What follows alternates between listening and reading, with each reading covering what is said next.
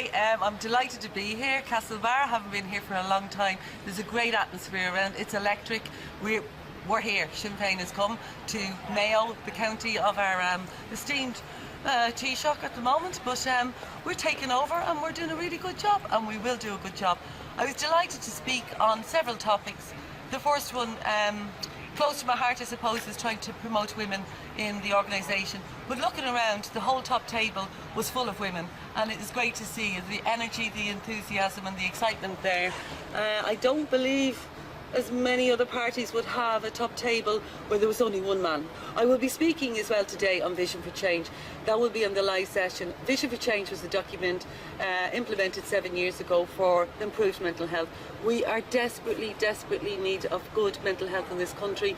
It has exploded, our issues with mental health, suicide, deliberate self-harm, depression, anxiety, and it is hitting the most vulnerable families and the lowest income families, and we need to get this implemented, and we need the money to do that. It is imperative. We can't afford not to. We need to mind our minds. As a councillor in Cllr in Dublin, and as a health professional, that's a big issue for you, isn't it? It is a massive issue, and I mean, we've just seen an explosion in mental ill health.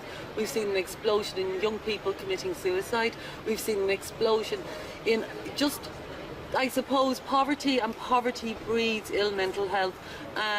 It's trying to address all those issues, and Vision for Change has this great resource ready to go, but obviously there's lacking at the in the government tables at the moment, and that's what I'm pushing for. It's extremely close to my heart. And there's a lot of lobby groups here from the care professions and from mental health campaign groups as well now. So that's a good indication of the rise in publicity for such issues, isn't it? Yeah. I suppose I know Console is here. I've been talking to them, and I've referred a lot of my constituents to Console as well. They deal with suicide and grief and counselling with that. Amnesty Ireland has come out with a massive voice, and their voice has been heard. There is, behind all the carers and the service users, there is great organisations that are coming out and demanding improved mental health with service users' involvement and their say in how policy is implemented. That's great. Thanks very much. Okay, indeed. good luck. Okay.